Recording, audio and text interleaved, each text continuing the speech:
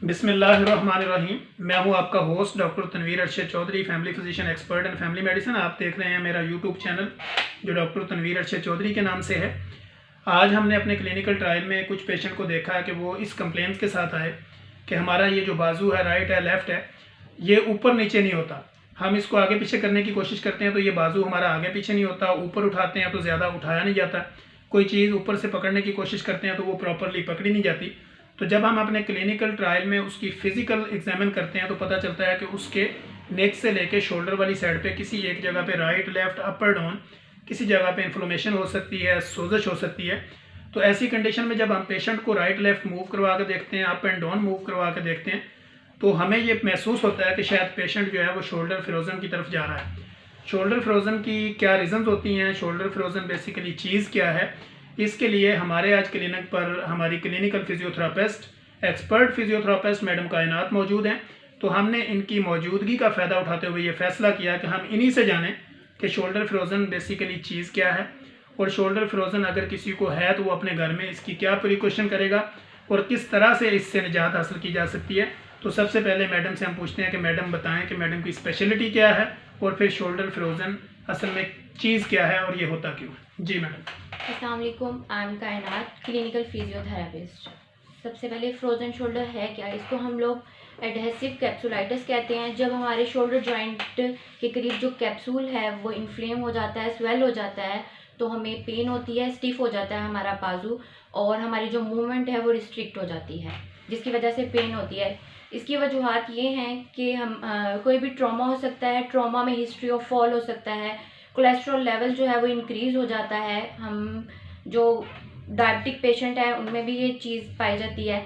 इसके अलावा हमारा जो फॉल्टी स्लीपी पोस्चर है उसकी वजह से भी हमें फ्रोजन शोल्डर हो सकता है। ये मैडम क्या पेशेंट जब हमारे पास आता है तो वो कहता है कि मैं इसको बिल्कुल अगर ऊपर उठाता हूँ तो उठाया ही नहीं जा सकता। तो ऐसी कंडीशन में पेशेंट को पेन किलर के अलावा घर में फिजिकली एक्टिविटी क्या करनी चाहिए? सबसे पहले आपने देखना है कि अगर आपको पेन वगैरह है या आपका जो बाजू है वो इन्फ्लेम है, स्वेल है, तो उसकी इन्फ्लेमेशन को सबसे पहले कम करना है। इन्फ्लेमेशन किस तरह कम करेंगे? हम लोग होट पैक लगाएंगे। उसके लिए हम लोग एक टॉवल लेंगे, उसके जब हमारी इन्फ्लेमेशन कम हो जाएगी, टॉवल लेके उसको वॉल के साथ रखेंगे। जो हमारी एल्बो है उसको बिल्कुल आपने स्ट्रेट रखना है, इस तरह नहीं करना।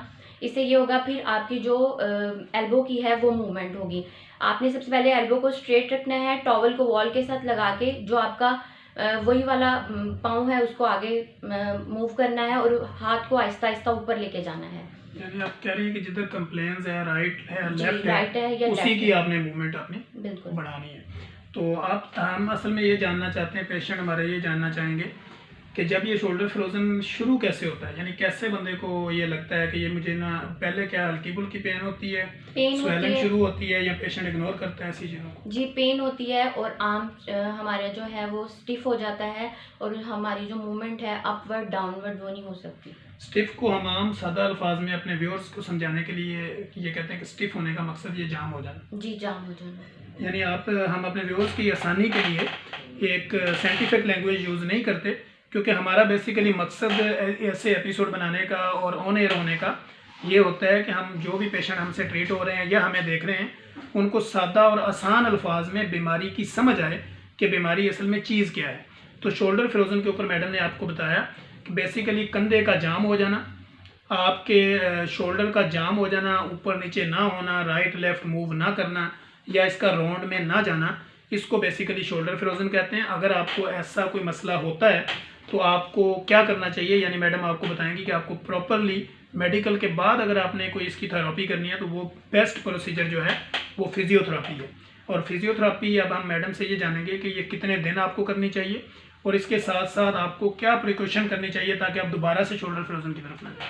इसके लिए आपको सबसे पहले तो जो आपका स्वेलिंग वगैरह इसको रिड्यूस करने के बाद आप एक्सरसाइज वगैरह कर सकते हैं, जिसके लिए आपको 1 वीक की ज़रूरत होती है। उसके बाद आप प्रॉपर अपने काम एक्टिविटीज़ की तरफ आ सकते हैं। यानी आप फिजियोथेरापी करवाने के बाद एक तो प्रॉपरली जब आप किसी भी स्पेशलिटी में जाते हैं तो आप अपनी जब कंप्लेंट्स किसी डॉक्टर के साथ शेयर करते हैं तो वो सबसे पहले कई रीज़न देखता है कि शोल्डर जाम होने की भी कई रीज़न हो सकती हैं। जैसे आज के दौर में विटामिन डी की कमी है, कैल्शियम की कमी है, आपके मल्टीविटामिन्स की कमी है क्योंकि डाइट प्रॉपर ना लेने की वजह से।